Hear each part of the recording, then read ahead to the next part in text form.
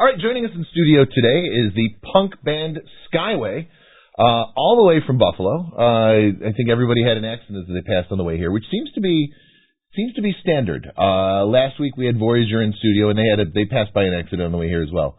So the 290 dangerous this time of day, apparently.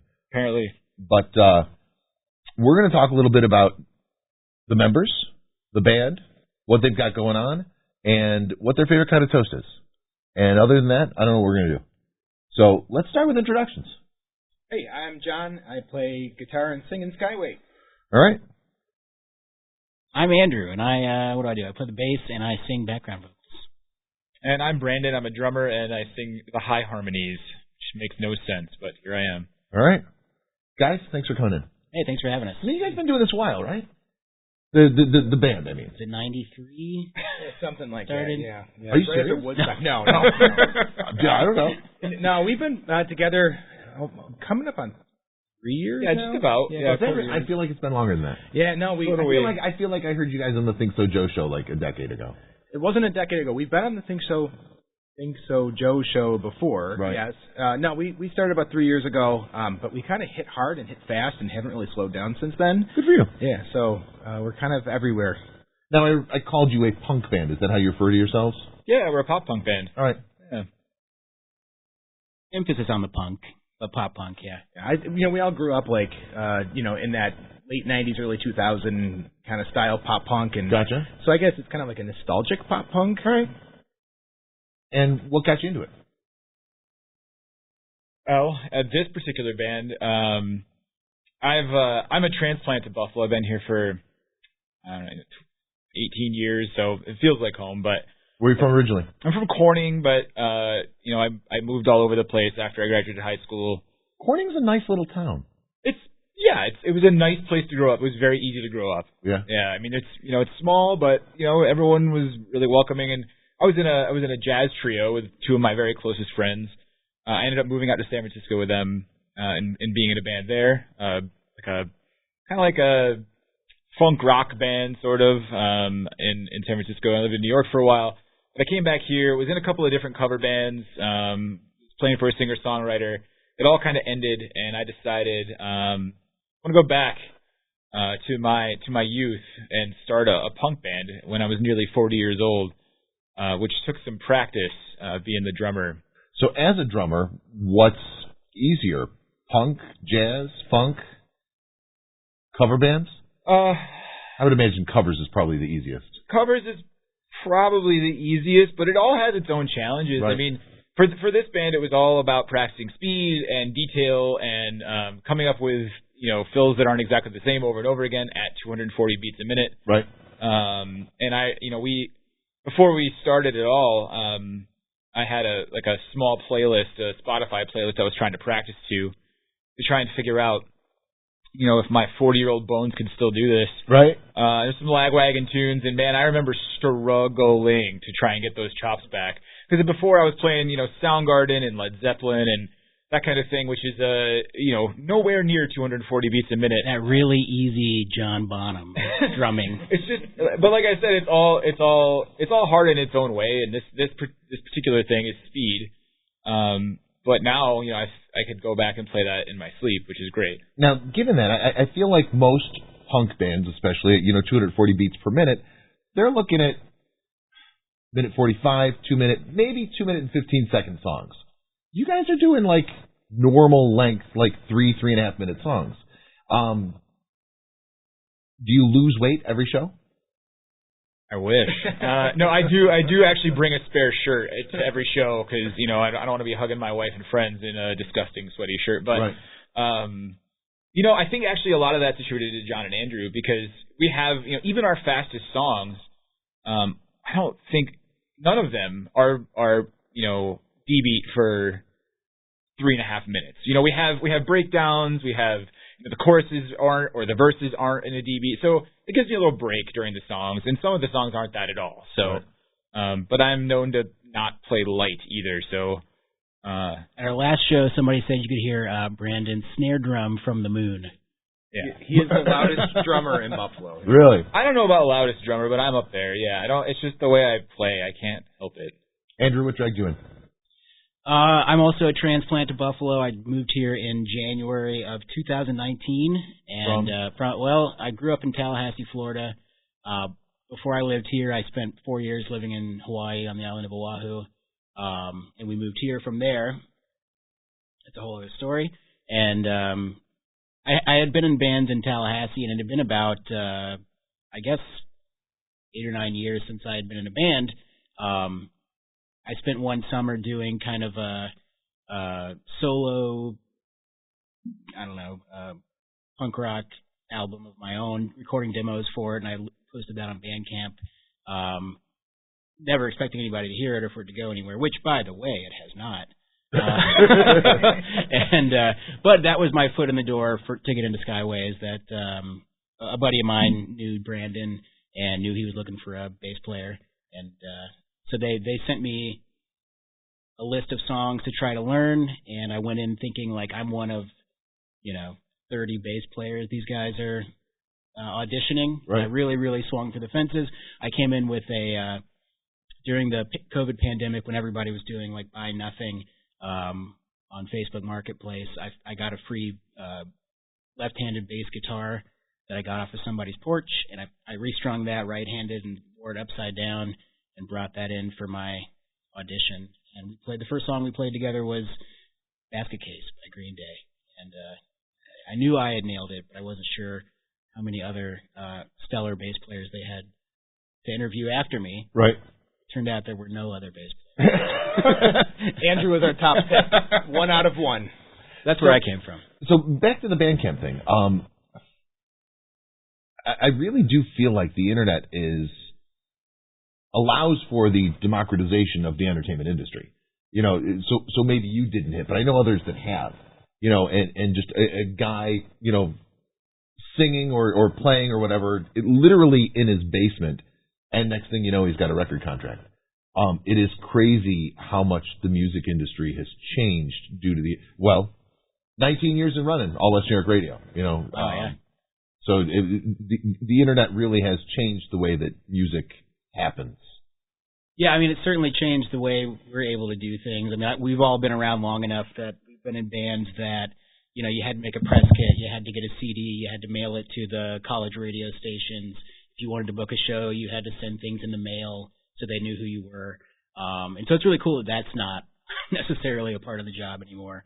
And it's cool that people can hear our music without ever having to pay a penny for it. I'm totally fine with that. So yeah, I like it. And I think it's changed. There's a lot of good and there's a lot of bad. Sure, I think sure.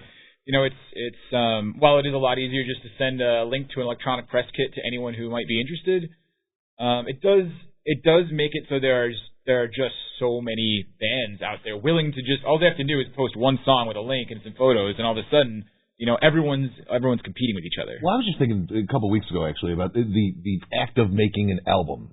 There used to be something magical to it. And now you can just record whatever you want, send it to CD Baby, and in 2 weeks you got your pressed CDs with your cover art. Which is cool, but at the same time, it does lose some of the magic. It absolutely does. I mean, there was something, I started, my first legitimate, kind of touring band was a ska band. They were called Brandon and the Buttheads. Actually, all of his bands before this one were called that. And I tried real hard for this one to be called that. Including the Jazz Trio. Skyway and the Buttheads was the working title, like original name. But right. That ska band, we were in a college dorm room, and I have vivid memories of, we had a single CD burner, and we'd recorded in a crappy little basement. One of those light scribes? It was like a USB, it wasn't even and built into the power. Cover? I actually have one of those here somewhere. I just burned the CD, and then we would print the label, and there was that like plastic label presser thing. Uh-huh. We had our poor sounding. Do you remember record. what I'm talking about, though? Yes, I do. Like lasers, yeah. That was really cool. We could never afford that. So we would, inkjet laser print the labels, the Avery labels or whatever. And there were nights where we would spend just like slapping labels on and inserting our own printed jackets into just, CD burns that we bought from Those Walmart. labels would guarantee that your CD would get stuck in somebody's car CD. Oh yeah, because like they roll up. Oh yeah. Oh yeah. They roll up. Yeah, I mean, and that's how we did it. And we throw them in a tub and jump in our crappy conversion van and hit the road, and that's what we did. And you can do that now for so much easier. It's such a different game. Recording is such a different game. It is easy for anyone to record a record, and I've been an audio engineer for over 20 years, and so we do that. We record some of our own things, but we mostly use that tool for demoing. We're lucky enough to have Jay as a good friend of ours at GCR downtown, so we do utilize that room because it sounds incredible, and Jay's an excellent engineer. But it makes our final product that much better, and that's something I never could have done really in any other band I was in up until now. Where it's just so easy to do. Are you gonna say anything today? Yeah. All right. I'm waiting. Quiet, John. Yeah, waiting for you to say it. And who are you? You know the rules. Yeah. Well, they've been jumping on I top of know. each other. I'm expected waiting you to jump in patiently for at my some turn. point. I'm usually not a rule follower. Okay, go ahead. You can talk now. I don't know. So John, what are you drinking? I'm just coffee tonight. Just coffee. All right. Yeah. Cool story. Shut up. So, you said so. Oh, so yeah. So Andrew, he showed up playing a left-handed bass upside down, and we said, "You're in the band now." But I think that finding the right mix of people is it's hard to do. And I think we've all been in bands before, and I always say it's like you find a band, and it's like people you can tolerate. It's almost like a part-time job. You meet up once a week, you practice, you work on songs, and then practice ends and you say, okay, I'll see you next week, and then you don't really talk to the person. Like, that's how most of the bands that I've been in since I was a kid were. Right. And this one, I think, just inherently feels different because we all just kind of accidentally found each other. Is that how do I put this? Is that a punk band thing? Because I do feel like a lot of the punk bands that I know are tighter than a lot of the rock bands, or I do feel like there's a punk mentality almost. There is a little bit, but I think it just depends on where people are in their lives. Like, I've been in bands where, like, I'm married and have kids, and I've been in bands with other people who have the same kind of musical taste as me and same interests as me, but maybe they're, they don't have kids, or they're not, attached. Or, right. And it's just hard to connect. Like, right. So days when I say, hey, I can't have practice tonight because my kid's got a band concert at school, they just don't get that. And likewise, when someone calls and says, I'm really hungover because I was out until 4 a.m, I don't get that anymore. Like, right. That's not me. Yeah, and I get both. You get you get drunk at the fourth graders band concert. Yeah. That's how you get through those. John stays up till 4 a.m. because he drinks coffee I drink at night. Starbucks at night. No, but I think the three of us, like, it really was a fluke. Like, Brandon and I found each other on a Facebook post. Like, Brandon was looking for people, and we had never met before that, and got together, and then through a friend of a friend, Andrew shows up with his wrongly strung bass, and we're like, this guy's just like us. And I think that's what keeps this going so strong, is that I can confidently say my text thread with these two guys is way more active than my text thread with, like, my family, with my other friends. Like, we talk, we hang out when we're not in a band. So right. I think that's really, like, where that comfort has come from.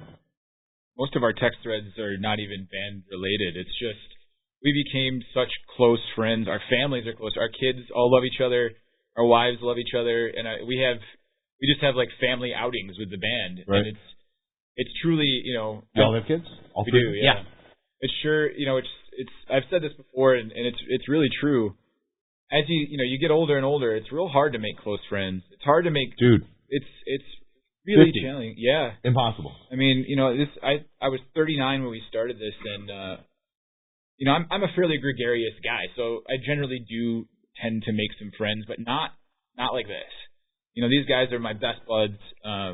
We chat all day, like hundreds of text messages a day, just about random stuff.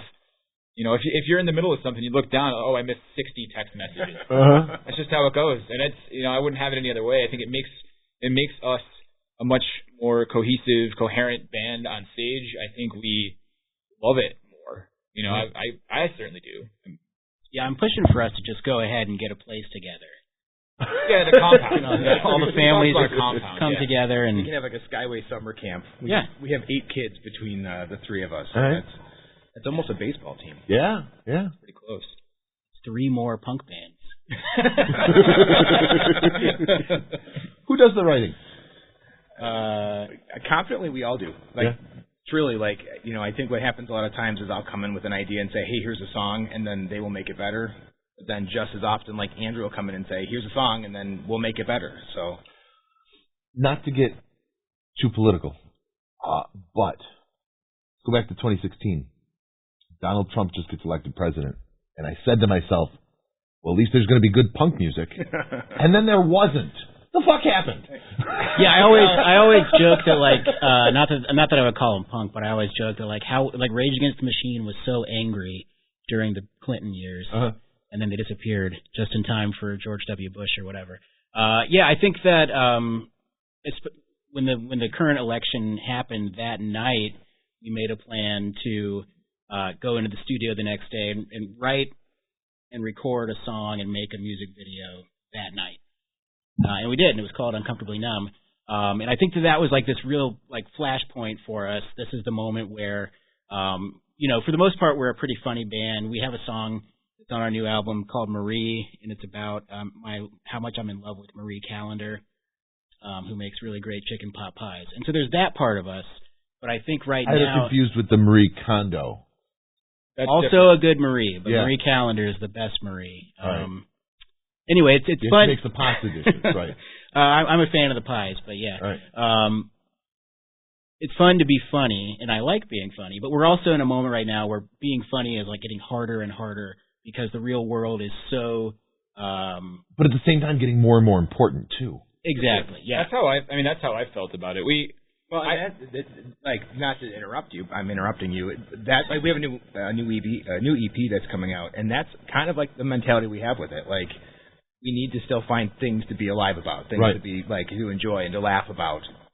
Yeah, the album is called Time to Be Alive, and it's that's kind of a rallying cry where it's it's not time to roll over, it's not time to just take whatever the system can throw at us. It's time to be something, right? And it gets harder and harder to do that, but that means it gets more important. I do feel like punk bands have license to do that other bands might not. I feel, there's this thing, Bruce Springsteen said whatever, and Donald Trump got mad about it, and blah, blah, blah. And I feel like because Bruce is a rock and roll musician, not that he ever would, but there's a certain expectation that he just shut up and play. Whereas I don't feel like anyone can ever tell a punk band to do that. I did see not too long ago, Dropkick Murphys got some shit because they said some overtly political things, and people were upset about it. And then their fans were like, have you listened to anything they've ever done? I mean, that's happened to Rage Against the Machine. Yeah. It's of all bands that I can possibly think of that would be political, that's the one. And everyone's like, just play your music, man. It's you don't know what you're listening to, do you? Well, it's all the conservatives who are mad at Green Day when they're playing American Idiot and adding a line about Trump. It's what do you think that song was about? Who did you think the idiot was? Well, it's like Bruce Springsteen, too. I mean, it's no surprise. He's been, vocal for a long time. And even if you go back to, the song Born in the USA is certainly... Which 98% of people misunderstand. That's a punk song. Sure. Maybe not in sound, but in message. You guys should cover it. Do that. We do a covers show every Halloween, and I've been pushing to do Bruce Springsteen for 2 years in a row now. Yeah, he has. We always knock Same venue? It's the same guy who promotes it, Matt O'Leque. He's 1 year it was at Electric Avenue, and then it was at Milky's because they shut down. Okay. So fun show. We did Green Day 1 year and the Gin Blossoms the next. So I don't know what we're doing this year. You mentioned the ease of recording and getting music out there. I think that song that we did was a great example. Andrew was right. It literally was the day of the election, and we were texting back and forth I can't believe this is happening again. And we said we just need to get in a room and just make some noise and kind of get that out. And that was our plan. Was we're going to come in, we're going to write a song, we're going to record the song, we're going to do a video, and we're not leaving the room until we do it. So we got to our practice space about 8:00, and we walked out of there at morning or something, and it was all done.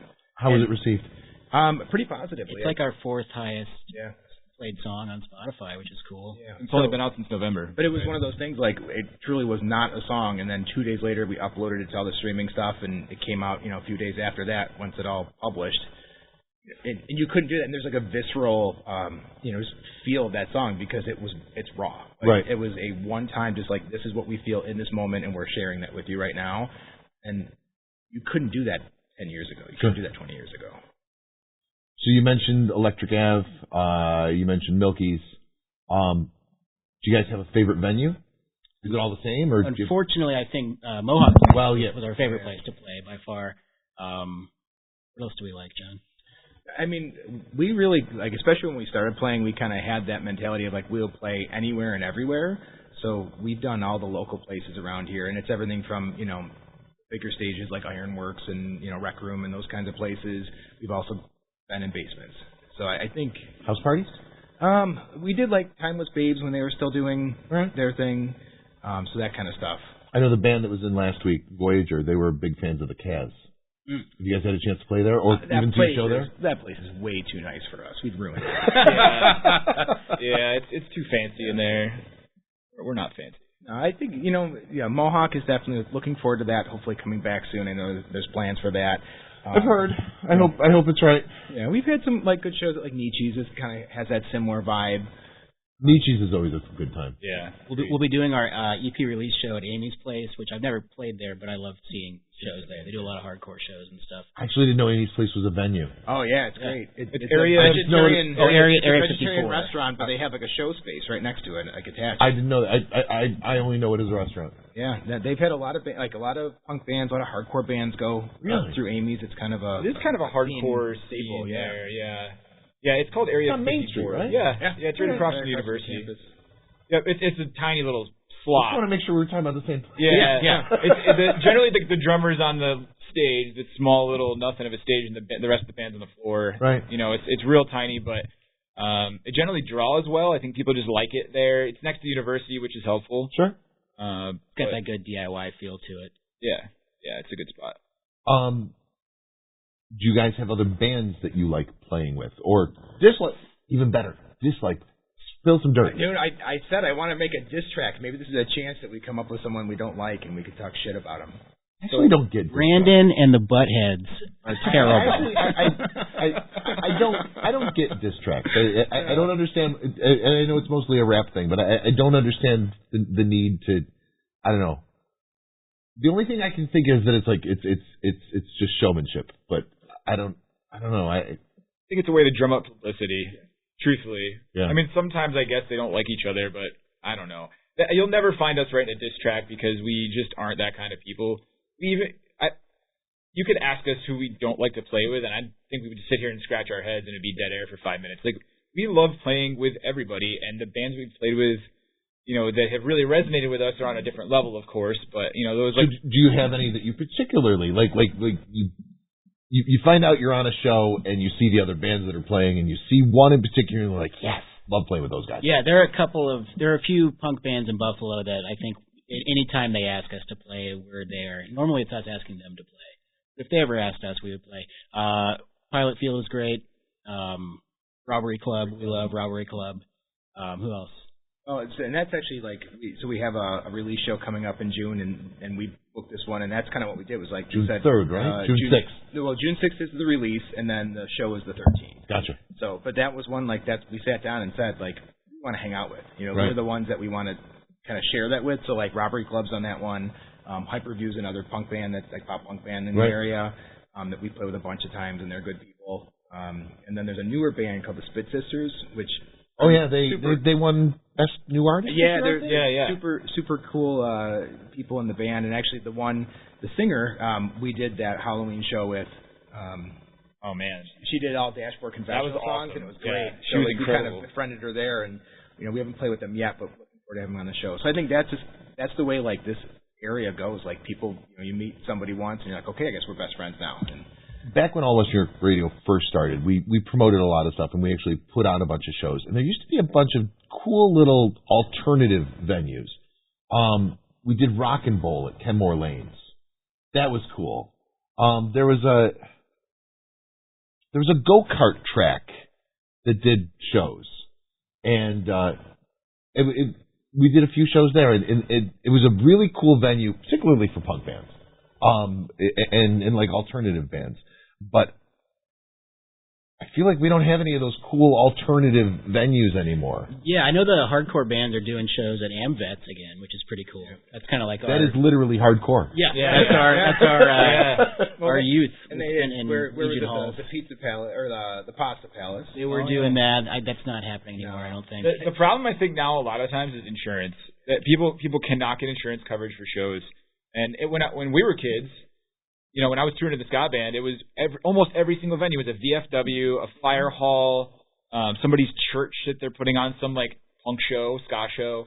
That just doesn't happen, at least here. When we started All West New York Radio, we did a kickoff show, April 1st, 2006, at the UAW Hall in Lockport. Yeah, those were excellent shows. That's what I grew up on. Yeah, you know, to your point, I think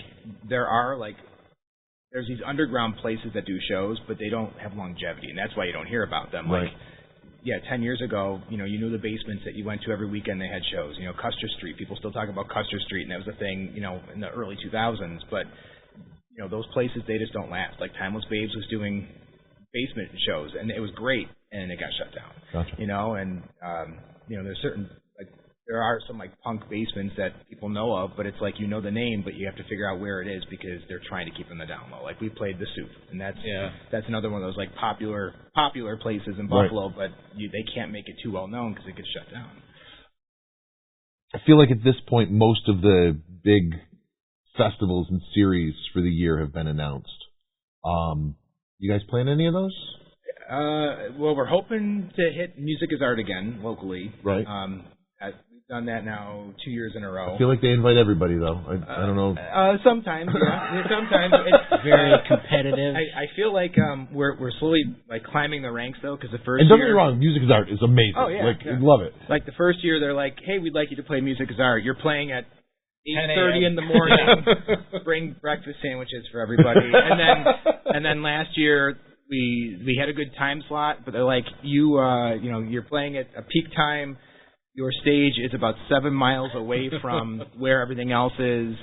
The idea was really good. There's a skate park right there. So they wanted to have like the punk bands and hardcore bands at the skate park, which is really cool, but it was very far removed from the rest of the festival, so we felt very far removed. I do feel like the venue, though, is really cool. We realized it. So I actually, this past year, went, and I have one of those Skyway two-wheeled scooters. Oh, yeah. Not the ones like the mall cop ones, but the other ones. And I brought it with me, and I zipped along. Yeah, that's the way. I had a blast. I caught like 8 different acts in 2 hours. Stayed for 2 songs, go to the next one. Yeah. And it was a very, very cool venue. I know that over the years it's moved a few times, but I do like this new venue. And the new amphitheater is beautiful. It's very cool. Yeah, for sure. Yeah, we're lucky to have it here now. I mean, there's complaints about every single venue. I mean, that one, of course, parking. Yeah, it's hard to park there. Everyone knows. But it's a really cool venue, and we're really lucky to have it to draw some of those I liked it at Riverworks. I mean, Riverworks I thought was great for it as well. Yeah, I mean, that had its ups and downs too, just like any other place. But I think anything that size is going to. Sure, inherently. But I'll tell you, like, my favorite part about wherever it is, you walk around and you know everybody all day long. Yep. Like, it does show, like, that connectedness, like what we were saying. Like, there's no band where, like, we don't want to talk to those people. Like, you know everybody, and you see bands. Like, I think there's more band members watching us play this past year, because they all know each other, and you kind of come and support. That is one of the things that I do love about the Western New York music community is there are a few bands that have beefs with other bands, but generally it's love, and it is cross-genre. Nobody cares. You guys met on a bill 2 years ago, and suddenly you're besties for life, and I feel like most of the Western New York music community is like that. It is very cool as an outsider to watch. I think Buffalo is like that. I think generally Buffalo is a very, it's like, city of good neighbors, they love to say. I think it's kind of true just in general. I think we stick up for each other. We work hard for each other. We've gone to a couple of the Music is Art meetings that they have, to try and support the organization. And it's artists of all genres, and everyone's coming together to try and make something real cool for the Buffalo community. Right. I think a little bit of that underdog mentality. Did you guys ever do infringement? You know, we are lined up for it this past year, and then someone was out of town. I'm not going to. Probably me. But I think the infringement festival is also very Yeah. cool. Yeah, it is cool. Yeah, they had asked us to be like part of like the kickoff party, Uh-huh. and it just didn't line up with our schedule this year. These things happen. I'm always the one out of What town. happens when you have 8 kids? It's true. I think we are not convinced that Brandon's not like a spy, part of like NSA or something, because he's gone every single weekend. He just got back from Las Vegas. Las Vegas. He won't tell us what he was In air doing quotes, there, but yeah, he.